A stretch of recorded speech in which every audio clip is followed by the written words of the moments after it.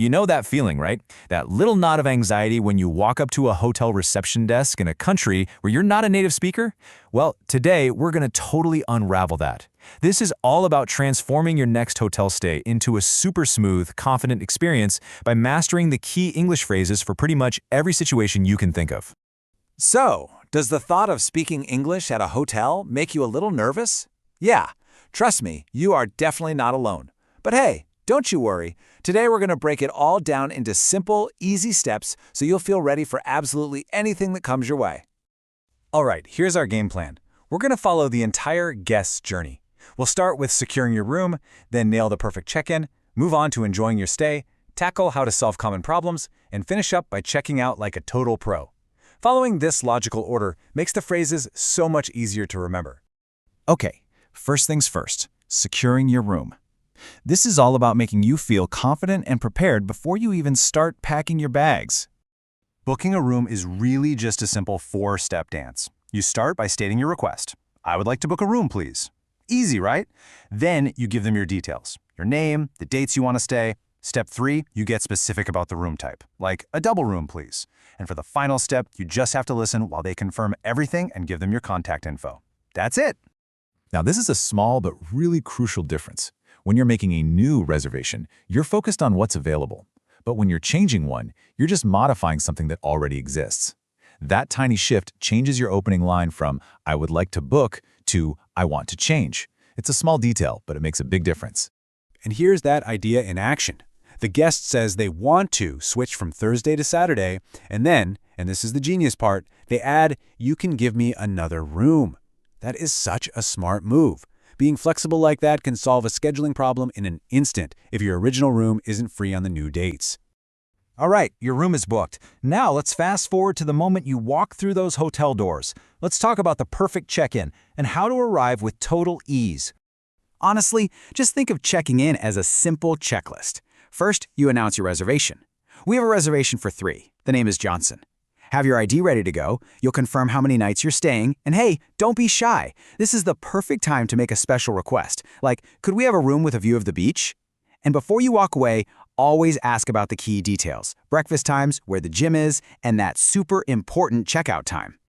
And speaking of checkout time, let's make sure we're clear on this one. It's simply the deadline for leaving your room on your last day. Remembering this time is the best way to avoid any surprise charges or that panicked last-minute rush to get packed. Okay, you're all checked in, your bags are in the room. Now for the best part, enjoying your stay and making the most of all the cool stuff the hotel has to offer. You know, guests ask about all sorts of things. As you can see here, the most popular questions are usually about amenities like the pool or the spa, things for the room itself like extra pillows or room service, and of course, getting local info on restaurants and taxis. The hotel staff are ready for all of it. And when it comes to things you need in your room, here is a golden phrase. I'd like to order some room service, please. It's polite, it's direct, it works. And what's great is you can use this "I'd like" formula for almost anything at the hotel. It's a real game changer.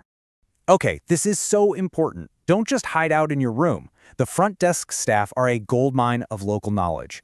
A simple question like, "Could you recommend any good restaurants nearby?" can absolutely change your trip and lead you to some amazing, authentic meal you would never have found on your own. All right, let's get real for a second. What happens when things aren't quite so perfect? Let's dive into the tough stuff, solving common problems, and what to do when things go wrong. So, imagine this. It's late, you're tired, and your room is just getting hotter and hotter. The AC is broken? It's a super frustrating situation, but it is one you can absolutely handle. When you're frustrated, the goal is to be really clear and firm without being rude. This example here nails that balance perfectly. I need this fixed now or I want my money back. It communicates the urgency and the seriousness of the problem without any ambiguity. So if you want help and you want it fast, here is the 3-step formula. It's incredibly effective. First, identify yourself. This is Mrs. Johnson from room 305. Second, state the problem clearly and simply. No long story needed. And finally, request the solution. Please send someone to fix it right away. This direct structure helps them solve your problem so much quicker. And just so you know, if something like this happens, you are not alone. I mean, look at this chart of common complaints, from broken ACs and leaky taps to weak Wi-Fi. It happens. The key is just knowing how to report it effectively, which you now do. And this is exactly why it pays to speak up. If they can't fix it right away or move you to a new room, a good hotel will often find another way to make it right, like offering you a discount for the inconvenience. Remember, your comfort is their business, so letting them know about a problem almost always leads to a good outcome for you. And here we are. We've reached the end of our stay. It's time for our final section, how to check out like a pro and leave an amazing last impression. So, you get your final bill, and you see a number like this. The immediate instinct is just to pay it and go. But hold on. It's really important to just pause and look over every charge.